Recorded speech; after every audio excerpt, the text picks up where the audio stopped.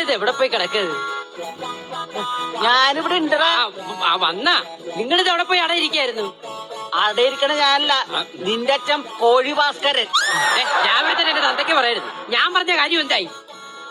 എടേ ബ്രോക്കർ നാണി, നിനക്ക് ഒന്നല്ല 9 പെണ്ണുങ്ങളെ കൊണ്ടുതരും. അയ്യേ, എനിക്ക് ഈ 9 വേണ്ട.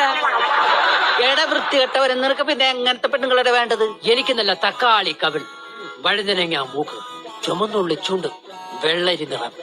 നിനക്ക് പെണ്ണിനാണ് വേണ്ടത് അതോ സാമ്പാറിന് കഷ്ണോ? തള്ള വലിയ വർത്താനൊന്നും പറയണ്ട. കഴിഞ്ഞ ആഴ്ച എന്റെ ഉണ്ണിമേരിയെ പോലൊരു പെണ്ണിനെ കൊണ്ട് കാണിക്കാന്ന് പറഞ്ഞിട്ട് കൊണ്ട് കാണിച്ചതോ ഒരു വയസ്സ് എന്ന പെണ്ണുമ്പിളെ. അല്ല, ഞാനും ചോദിക്കട്ടെ, ഉണ്ണിമേരിക്ക് എത്ര വയസ്സില്ല? കണ്ട കണ്ട, ഇതാണ് കുഴപ്പം. ആടിനെ പട്ടിയാക്കുന്ന രീതി.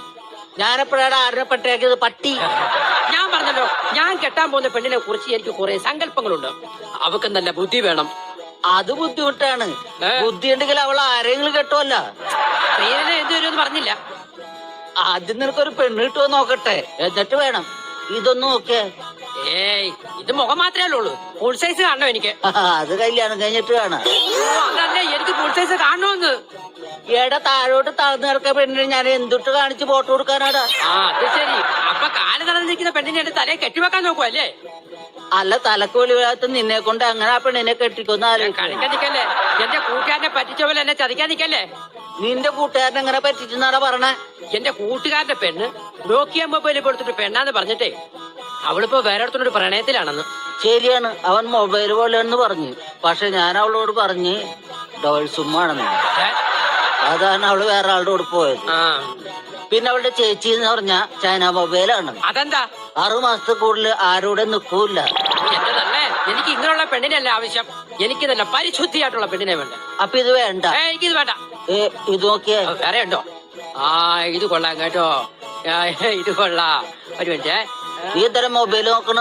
അതെ, ഈ പെണ്ണിന്റെ ഫോട്ടോ ബ്ലൂടൂത്ത് കൊണ്ടോ നോക്കിയതാ. പെണ്ണിന്റെ ഫോട്ടോ ബ്ലൂടൂത്ത് ഇല്ലെങ്കിൽ അവള് പരിശുദ്ധയാ. പിന്നെ നീ വിചാരിക്കുന്ന പോലെയല്ല, ഈ പെണ്ണിന്റെ പേരിലുള്ള സ്വത്തുക്കൾ മുഴുവൻ ബാങ്കിലാണ്. എനിക്കത് മതി. എനിക്ക് ഇങ്ങനെയുള്ള പെണ്ണിന്റെ അനാവശ്യം. പിന്നെ കല്യാണത്തിന് ശേഷം നീ വേണം അവർക്ക് പച്ചിരി മേടിച്ചു കൊടുക്കാൻ. ആഹാ, എന്നിട്ട് അവിടെ പേരിലുള്ളതെല്ലാം ബാങ്കിലെന്ന് പറഞ്ഞിട്ടോ? അതല്ല, ബാങ്കിൽ പണയം വെച്ചാക്കണെന്ന് പറഞ്ഞത്. നീ ചെന്നിട്ട് വേണം അതൊക്കെ ഇടിപ്പിക്കാൻ. ആഹാ, എന്റെ പൊന്നു തള്ള, നിങ്ങൾ ഈ പെണ്ണിനെ കുറിച്ച് പറഞ്ഞതെല്ലാം നുണയാന്നുള്ള കാര്യം എനിക്കറിയാം. ഇവിടെ കംപ്ലീറ്റ് ഡീറ്റെയിൽ ഞാൻ തിരക്കി. ഇവക്ക് പൈസ ഇല്ലെന്നും ഇവളിച്ചിരി തരികടയാക്കാണെന്നുള്ള കാര്യമൊക്കെ എനിക്കറിയാം. പിന്നെന്തിനാ തള്ള നിങ്ങൾ ഇങ്ങനെ കള്ളം പറഞ്ഞ് നാട്ടുകാർക്ക് കല്യാണം കഴിപ്പിച്ചു കൊടുക്കുന്നേ? കല്യാണം കഴിഞ്ഞാൽ നിങ്ങളുടെ ജീവിതകാലം മുഴുവനും കള്ളം പറയണ്ടേ? ഞാൻ ഈ കല്യാണം നടക്കാൻ വേണ്ടി 1 2 കള്ളത്തരം പറഞ്ഞു വിചാരിച്ച് അതിലെന്താ തെറ്റി?